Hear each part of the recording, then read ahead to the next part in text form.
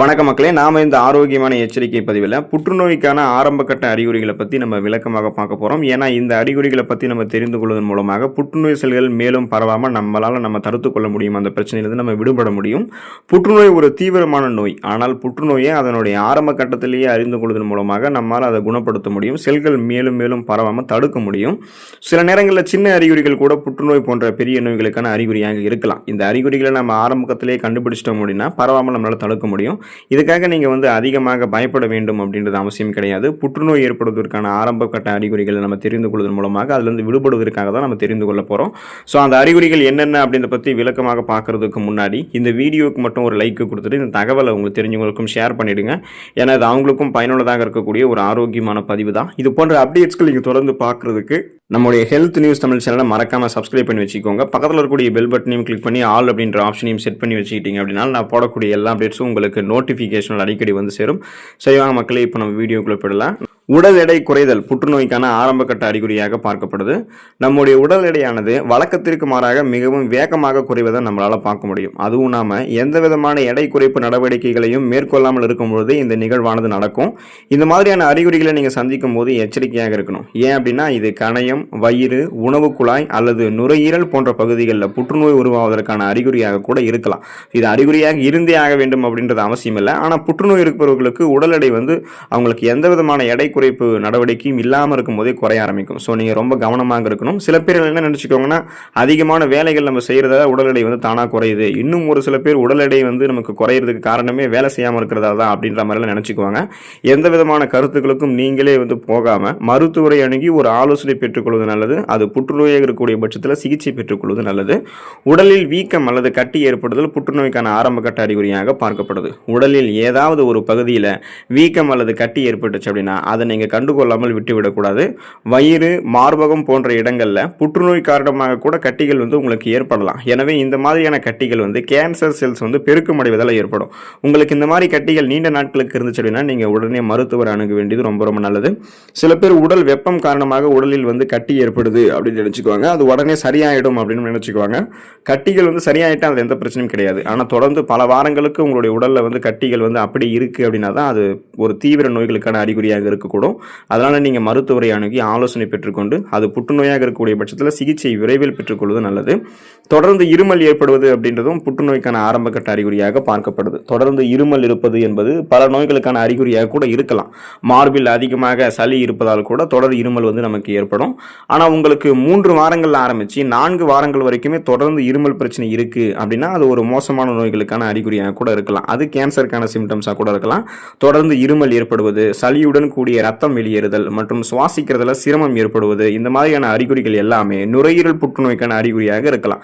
அதனால நீங்க கவனத்தோட செயல்பட வேண்டியது அவசியம். சாதாரண இருமல் அப்படின்னு நீங்க விட்டுறக்கூடாது. வறட்டு இருமல், தொடர்ந்து பல வாரங்களுக்கு இருக்கக்கூடிய இருமல், மூச்சு விடுதல சிரமம், ரத்தம் கலந்து இருமல்ல நமக்கு வெளியேறுதல், இந்த மாதிரியான அறிகுறிகளை உடனே பார்த்தீங்கன்னா உடனே மருத்துவரை அணுகி ஆலோசனை பெற்றுக்கொண்டு அது புற்றுநோய் இருக்கக்கூடிய பட்சத்தில் சிகிச்சை பெற்றுக்கொள்வது நல்லது. மச்சம் அல்லது மருவில் மாற்றம் ஏற்படுதல் புற்றுநோய்க்கான ஆரம்ப கட்ட அறிகுறியாகவும் பார்க்கப்படுது. உங்களுடைய மச்சம் அல்லது மருவில் ஏதாவது மாற்றம் ஏற்படுது அப்படின்னா அதை நீங்கள் புறக்கணிக்க வேண்டாம்.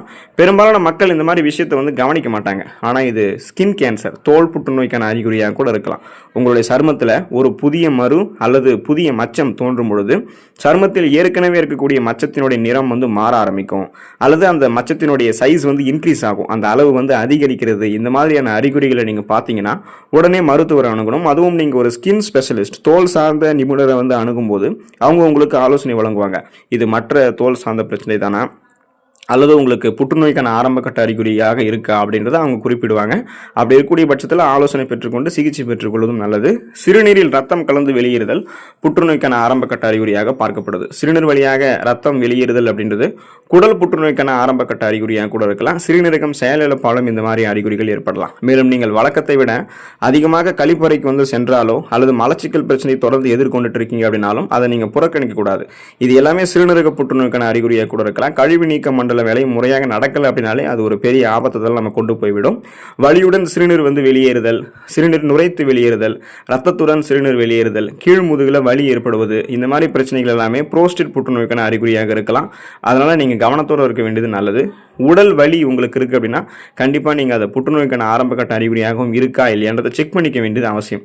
உங்களுக்கு எந்த விதமான காரணங்களுமே இல்லாமல் தொடர்ந்து வாரக்கணக்கில் உடலில் வலி இருந்துச்சு அப்படின்னா அது கேன்சருக்கான சிம்டம்ஸாக கூட இருக்கலாம். ஏன்னா புற்றுநோய்களினுடைய ஆராய்ச்சியின்படி புற்றுநோய் கட்டிகளானது எலும்புகள், நரம்புகள் மற்றும் பிற உறுப்புகளில் அழுத்தம் கொடுப்பதால் அதிகமான வலியை அது ஏற்படுத்தலாம் அப்படின்னு கூறப்படுது.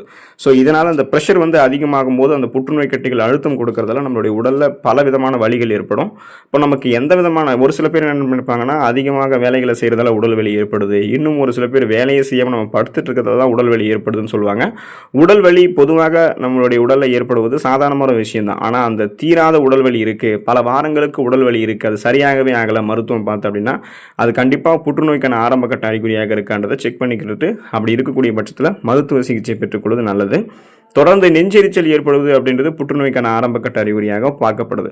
நீங்கள் தொடர்ந்து மார்பில் எரிவது போன்ற உணர்வை உணர்ந்தீங்கன்னா சில சமயங்களில் அது கேன்சருக்கான சிம்டம்ஸாக கூட இருக்கலாம். வயிறு அல்லது தொண்டை புற்றுநோய்க்கான அறிகுறியாக இது இருக்கிறதுக்கு வாய்ப்பு இருக்குது. அப்படி இருக்கக்கூடிய பட்சத்தில் மருத்துவ சிகிச்சை பெற்றுக்கொள்வது நல்லது. சில பேர் என்ன நினைப்பாங்கன்னா, அல்சர் பிரச்சனை இருக்கிறதால நமக்கு அசிடிட்டி, அதாவது நெஞ்செரிச்சல் இருக்குது அப்படிதான் நினச்சிக்குவாங்க. நீங்களே ஒரு அசியூஷனுக்கு போகாமல் அதுக்கான ஒரு சிகிச்சை பெற்றுக்கொள்வதோ அல்லது மருத்துவ ஆலோசனை பெற்றுக்கொள்வதோ எந்த விதமான தவறும் கிடையாது.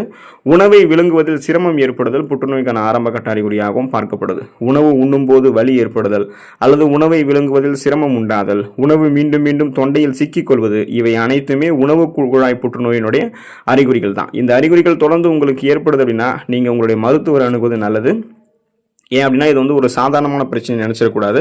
இப்போ நம்ம உணவுகளை சாப்பிடும் போதே நமக்கு பிரச்சனைகள் ஏற்படுதுன்னா ஊட்டச்சத்து குறைபாடு ஏற்படும், நமக்கு நிறைய ப்ராப்ளம் வரும். ஸோ அப்போ இதுவே ஒரு கேன்சருக்கான சிம்டம்ஸாக தான் இருக்குது. அதனால் மருத்துவரை அணுக வேண்டியது நல்லது. இரவில் அதிகம் வியர்த்தல் அப்படின்றது புற்றுநோய்க்கான ஆரம்ப கட்ட அறிகுறியாக பார்க்கப்படுது. இரவில் வியர்ப்பது ஒரு சாதாரணமான விஷயம் அப்படின்னாலும் சில சமயங்களில் இது அரிதிலும் அரிதாக புற்றுநோய் ஏற்படுவதற்கான அறிகுறியாக கூட இருக்கலாம். பொதுவாக இது லிம்போமா புற்றுநோயினுடைய அறிகுறிகளாக இருக்கலாம். லிம்போமா புற்றுநோய் அப்படின்னா இந்த வகை புற்றுநோய்கள் உடலில் நிணநீர் மண்டலம் மற்றும் இரத்த நாளங்களை பாதிச்சிடும். அதனால நமக்கு ரத்த ஓட்டம் சிறப்பான அளவில் பாய ஆரம்பிக்காது, நமக்கு நிறைய படபடன்னு வரா மாதிரி இருக்கும், மன அழுத்தம் ஏற்படும், இரவில் அதிகமாக வியர்க்க ஆரம்பிக்கும். இது மாதிரியான அறிகுறிகள் உங்களுக்கு ஏற்பட்டுச்சு அப்படின்னா உடனே நீங்கள் பீதி அடையக்கூடாது, பயப்படக்கூடாது. அதுக்கப்புறம் நீங்கள் என்ன பண்ணணும் அப்படின்னா, இந்த அறிகுறிகள் எப்போதுமே உங்களுக்கு புற்றுநோய்க்கான அறிகுறிகளாக இருந்தே தான் ஆக வேண்டும் அப்படின்றது அவசியம் கிடையாது. அதை முதல்ல உங்களுடைய மனசில் வச்சுக்கோங்க. ஆனால் அரிதிலும் அரிதாக சில சந்தர்ப்பங்களில் இது எல்லாமே புற்றுநோய்க்கான அறிகுறிகளாக இருக்கிறதால இந்த அறிகுறிகளை நீங்கள் சந்திச்சிங்கன்னா அதை கடமைக்குன்னு உதாசீனப்படுத்தாமல் கண்டிப்பாக நீங்கள் ஒரு மருத்துவ சிகிச்சை பெற்றுக்கொள்வதோ அது புற்றுநோய்களாக இருக்கக்கூடிய பட்சத்தில் அதற்கு சரியான நடவடிக்கை எடுத்து சிகிச்சை பெற்றுக்கொள்வது நல்லது. ஏன்னா 50 ஆண்டுகளுக்கு முன்னாடி புற்றுநோய் அப்படின்னு சொன்னாலே அது பிளட் கேன்சர், ரத்த புற்றுநோய் அப்படின்னு தான் நம்பிக்கிட்டு இருப்பாங்க. ஆனால் புற்றுநோயில் ஏராளமான வகைகள் இருக்குது. குறிப்பாக தோல், மார்பகம், விதைப்பை, பெருங்குடல், சிறுநீரகம், நுரையீரல், வாய், கல்லீரல், கர்ப்பப்பை வாய் புற்றுநோய் அப்படின்னு பல வகைகள் இருக்குது. இவை ஒவ்வொன்றுக்குமே தனித்தனியான சில குறிப்பிட்ட அறிகுறிகள் கூட இருக்கும். ஆனால் இப்போ சொல்லக்கூடிய அறிகுறிகள் எல்லாமே பொதுவாக ஏற்படக்கூடிய அறிகுறிகள். ஸோ இந்த அறிகுறிகளை பார்க்கும்போது கவனித்து அதுக்கான ஆலோசனையும் சிகிச்சையும் பெற்றுக்கொண்டு நலமாக இருங்க. அடுத்த ஆரோக்கியமான பதிவில் மறக்காமல் சந்திப்போம். நன்றி மக்களே.